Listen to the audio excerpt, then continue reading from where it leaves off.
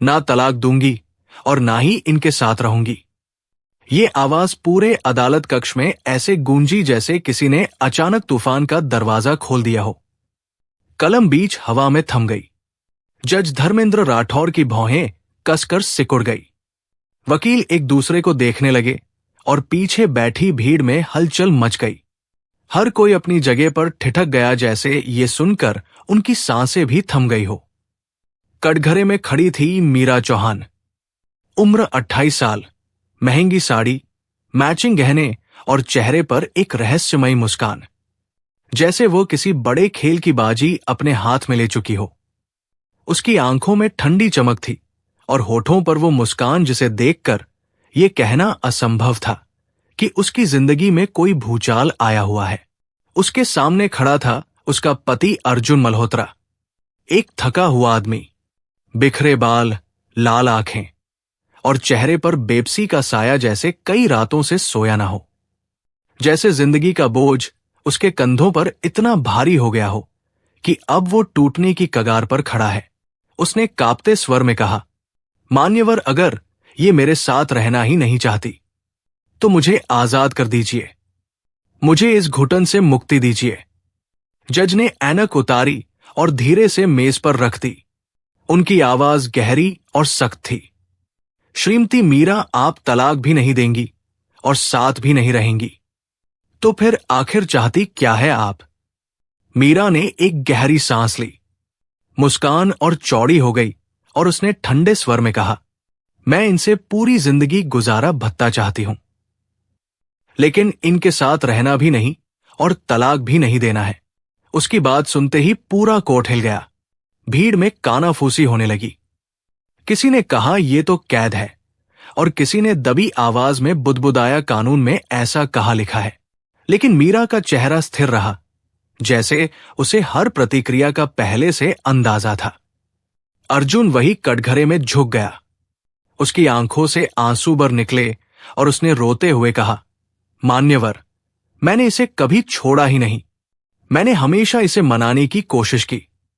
आज भी मैं इसके साथ घर बसाना चाहता हूं, लेकिन अगर ये सब भूलने को तैयार नहीं तो मुझे कम से कम आजादी तो दीजिए। अर्जुन का वकील विवेक तिवारी तुरंत खड़ा हो गया। उसकी आवाज में गुस्सा और तर्क की धार थी। माय लॉर्ड, ये साफ मानसिक क्रूरता है। ना तलाक ना साथ। ये मेरे मुवक्किल को अदृश्य जंजीरों में बांध कर रखने जैसा है। लेकिन मीरा की तरफ से खड़ी प्रिया राजपूत मुस्कुराई और बोली, मान्यवर, तलाक देना या ना देना पत्नी का अधिकार है। मेरी मुवक्किल बस अपने अधिकार का इस्तेमाल कर रही है। जज ने हथौड़ा मेज पर पटका। ऑर्डर ऑर्डर और सन्नाटा पसर गया। फिर उन्होंने मीरा की ओर देखा और कहा, अदालत कोई खेल का मैदान नहीं है। यहां सच बोला जाता है। बताइए, आपकी असली शिकायत क्या है? क्या हिंसा हुई? क्या दहेज मांगा गया? कमरा चुप था। मीरा की आंखों में आंसू तैर गए। एक बूंद गाल पर ढलकी और उसने धीमे स्वर में कहा, मान्यवर, जख्म सिर्फ शरीर पर नहीं लगते, दिल पर भी लगते हैं, और दिल पर लगे घाव सबसे गहरे होते हैं। पूरा कमरा सांस रोके उस अगली बात का इंतजार कर रहा था। मीरा की आंखें अब लाल हो चुकी थी।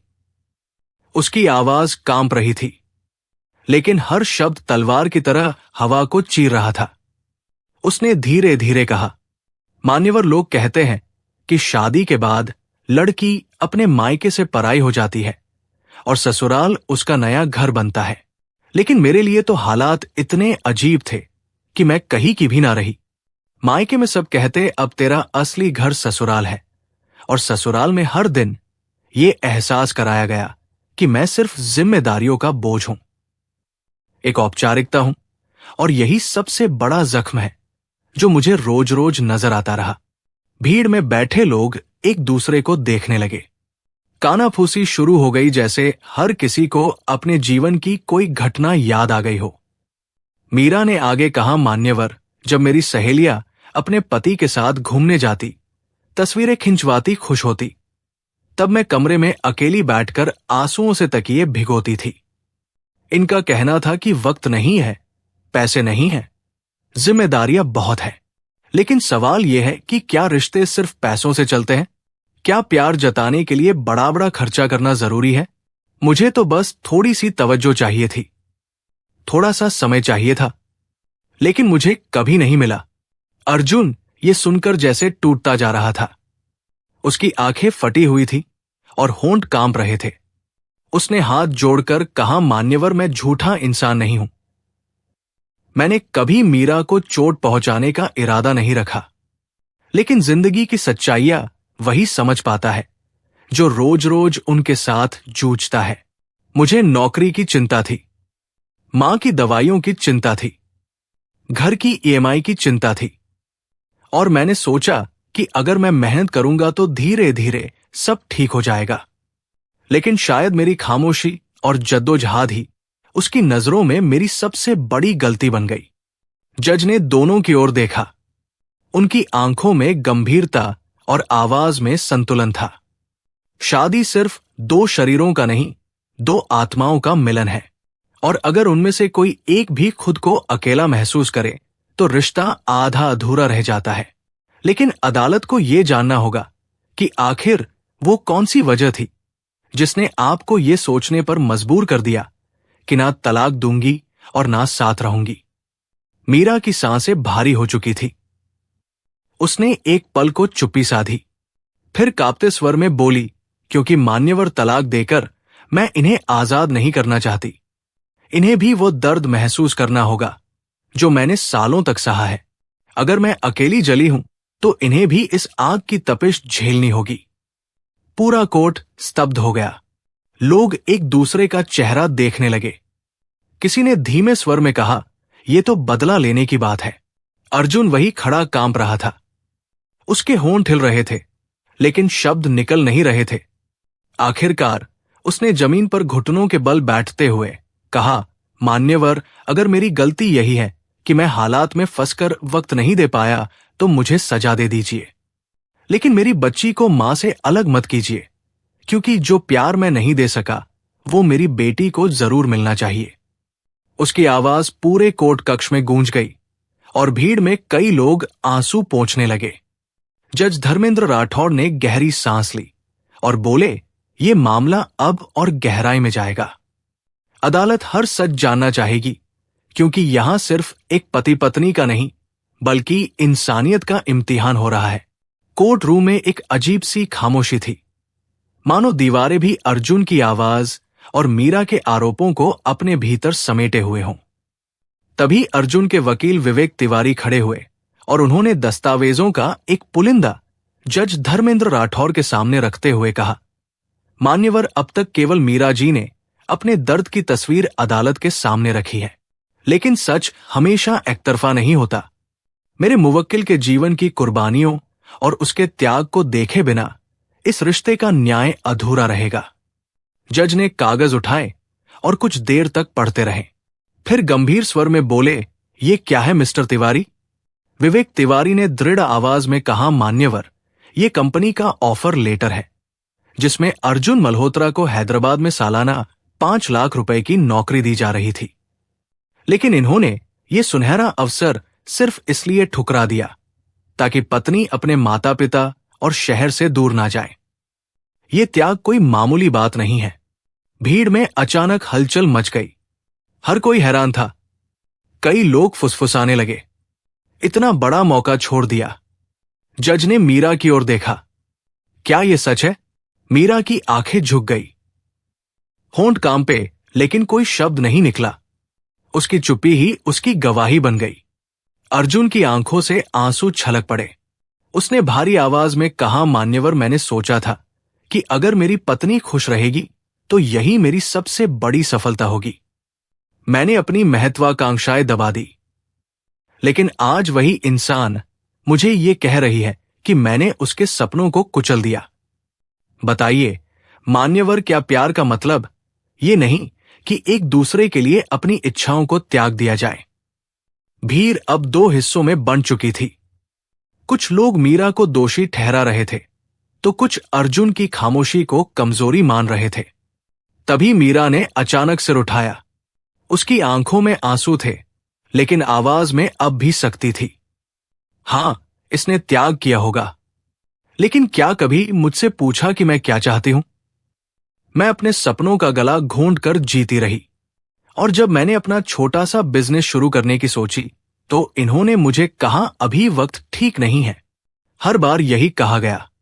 कभी वक्त ठीक नहीं था, कभी हालात ठीक नहीं थे, और इसी इंतजार में मेरी पूरी जवानी निकल गई। मान्यवर त्याग का मतलब ये नहीं कि सामने वाला खुश भी हो। पूरा कमरा चुप हो गया, क्योंकि सच दोनों तरफ था। एक ने सपनों का त्याग किया और दूसरे ने अपने अस्तित्व की लड़ाई लड़ी। जज ने गहरी सांस ली और कहा, यह अदालत किसी एक को देवता और दूसरे को दोषी नहीं ठहराएगी। ये अदालत सच्चाई को तौलना चाहती है, और इसके लिए जरूरी है कि दोनों पक्ष अपनी अपनी सच्चाइयां खुलकर सामने रखें। अर्जुन ने कांपते स्वर में कहा, मान्यवर, मेरी एक ही गुजारिश है, मुझे सजा दीजिए। मुझे गलत कहिए, लेकिन मेरी बच्ची को मां से मत छीनेगा, क्योंकि मैंने अपनी पत्नी को चाहे जैसा भी दुख दिया हो, पर मेरी बच्ची को उसका हक मिलना चाहिए। ये कहते ही उसकी आवाज टूट गई और पूरा कमरा एक बार फिर सिसकियों में डूब गया। कोर्ट रूम की हवा और भारी हो गई थी। सबके चेहरों पर बेचैनी साफ झलक रही थी, मानो हर कोई ये जानना चाहता हो कि आखिर ये लड़ाई कहां जाकर थमेगी। तभी मीरा की मां शकुंतला देवी अचानक खड़ी हो गई। उनकी आंखों में आंसू थे, लेकिन आवाज में गुस्से की आग थी। उन्होंने सीधे जज साहब की ओर देखते हुए कहा, मान्यवर, मेरी बेटी ने बहुत सहा है, लेकिन शायद वो सब कुछ कह नहीं पा रही है। मैं आपको वो सच बताना चाहती हूं जो सालों से मेरे दिल में बोझ बनकर दबा हुआ है। जज ने अधिकारी को हाथ से इशारा किया और कहा, उन्हें बोलने दीजिए। आखिरकार वो इस मामले का हिस्सा है। शकुंतला देवी कांपते कदमों से आगे बढ़ी और कटघरे के पास खड़ी होकर बोली, मान्यवर, मेरी बेटी का सबसे बड़ा दर्द ये नहीं कि उसे कभी घुमाने नहीं ले जाया गया या उसके सपनों को दबाया गया। उसका असली दर्द तो ये है कि उसके सबसे बड़े दुख के समय भी उसका पति उसके साथ नहीं था। जब उसके पिता का निधन हुआ, जब पूरा परिवार बिखर गया था और हमें सहारे की सबसे ज्यादा जरूरत थी, तब ये आदमी अपनी नौकरी के बहाने वहां मौजूद नहीं था, और जब तक ये लौटा सब कुछ खत्म हो चुका था। उनकी आवाज कांप रही थी, आंसू गालों पर बह रहे थे और पूरा कमरा स्तब्ध हो गया। लोग आपस में कानाफूसी करने लगे, ये तो बहुत बड़ा झटका रहा होगा। जज ने अर्जुन की ओर तीखी नजर से देखा और गंभीर स्वर में पूछा, क्या यह सच है? अर्जुन ने भारी सांस ली। उसकी आंखें नम थी और उसने कांपते स्वर में कहा, हाँ मान्यवर, ये सच है, लेकिन मेरी मजबूरी भी उतनी ही कड़ी थी। उसी दिन मेरी कंपनी का वार्षिक ऑडिट था। अगर मैं वहां मौजूद ना होता तो ना केवल मेरी नौकरी जाती, बल्कि पूरा परिवार आर्थिक संकट में डूब जाता। मैंने सोचा था कि परिवार के लिए किया गया ये त्याग उन्हें समझ आएगा, लेकिन शायद मेरी गैर मौजूदगी हमेशा उनके दिल में एक जख्म बनकर रह गई। भीड़ में बैठे कुछ लोग सिर हिलाने लगे, कुछ की आंखों में सहानुभूति थी और कुछ में गुस्सा। मीरा की आंखें अब छलक पड़ी। उसने फूटते हुए कहा, मान्यवर, मुझे उस दिन सिर्फ अपने पति का सहारा चाहिए था, कोई बड़ी दौलत, कोई बड़ी नौकरी नहीं। लेकिन ये आदमी वहां नहीं था, और मैंने उसी दिन महसूस किया कि इस रिश्ते की डोर अब सिर्फ एक तरफा रह गई है। उसकी आवाज कांप रही थी। वो आंसुओं से भीगी साड़ी के पल्लू से चेहरा पोंछ रही थी और पूरा माहौल भावनाओं से भर गया था।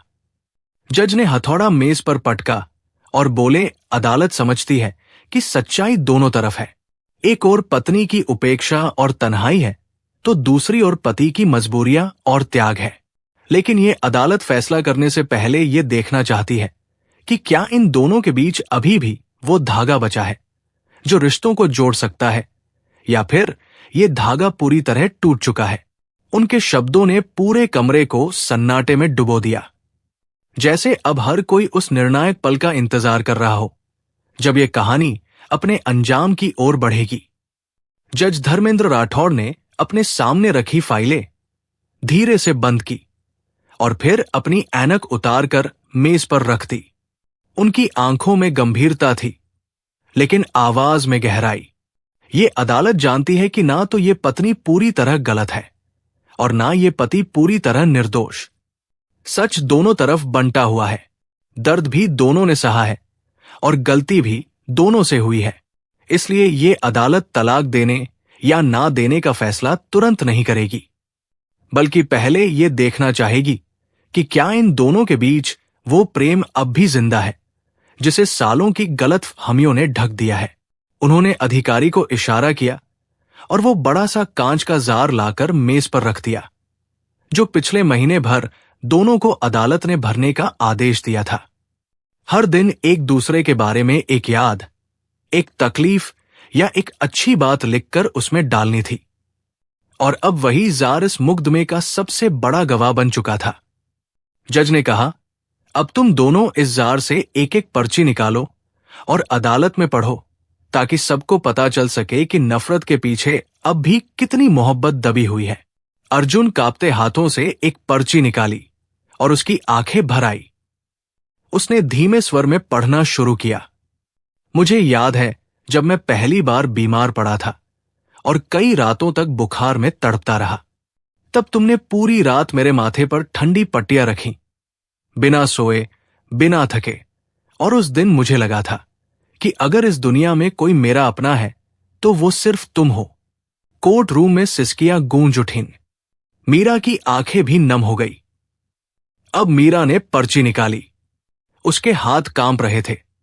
उसने पढ़ा, याद है अर्जुन, जब मेरा पहला इंटरव्यू था और मैं डर से कांप रही थी, तब तुमने मेरा हाथ पकड़कर कहा था, अगर दुनिया तुम्हें न कहेगी तब भी मैं हमेशा तुम्हें कहूंगा। और उस दिन मुझे लगा था कि मेरे पास दुनिया का सबसे बड़ा सहारा है। उसकी आवाज टूट गई और आंसू छलक पड़े।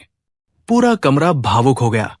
जज ने गहरी सांस ली और बोले, देखा तुम दोनों ने जिस रिश्ते को तुम तोड़ना चाहते हो, उसकी जड़ें इतनी गहरी है कि आज भी उनमें प्यार की नमी है।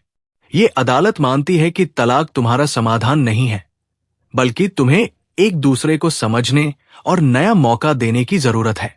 अर्जुन रोते हुए मीरा के सामने घुटनों पर बैठ गया और कहा, मुझे माफ कर दो मीरा, मैं तुम्हारी हर शिकायत मिटाऊंगा। मैं तुम्हारे सपनों को पूरा करने में तुम्हारे साथ खड़ा रहूंगा। बस एक बार फिर मुझे अपना कह दो। मीरा सिसकियों में डूबी हुई उसके पास आई। उसके गालों को अपने हाथों से थामा और टूटती आवाज में बोली, मुझे भी माफ कर दो अर्जुन। मैंने अपने गुस्से और दुख में तुम्हारे प्यार को कभी पहचाना ही नहीं पाया, लेकिन अब मैं तुम्हें खोना नहीं चाहती। दोनों एक दूसरे के गले लगकर रो पड़े और उस आलिंगन में जैसे सालों का दर्द, शिकायतें और गलत हमियां बह गई। जज ने हथौड़ा मेज पर पटका और कहा, यह अदालत आदेश देती है कि अब से ये पति पत्नी ना तलाक की बात करेंगे और ना अलग रहने की, बल्कि साथ रहकर अपने रिश्ते को एक नया मौका देंगे, क्योंकि असली इंसाफ यही है। पूरा कमरा तालियों से गूंज उठा और हर किसी की आंखें नम थी, जैसे हर कोई अपने रिश्तों की झलक इस फैसले में देख रहा हो। दोस्तों, ये कहानी हमें यही सिखाती है कि रिश्तों में जीत या हार का सवाल नहीं होता। वहां सिर्फ समझ, भरोसा और धैर्य मायने रखते हैं। क्योंकि तलाक लेना आसान है, लेकिन किसी रिश्ते को जोड़कर निभाना सबसे कठिन और सबसे बड़ा काम है। अब सवाल आपसे, अगर आप मीरा और अर्जुन की जगह होते तो क्या आप भी तलाक लेकर आगे बढ़ जाते या फिर रिश्ते को एक और मौका देकर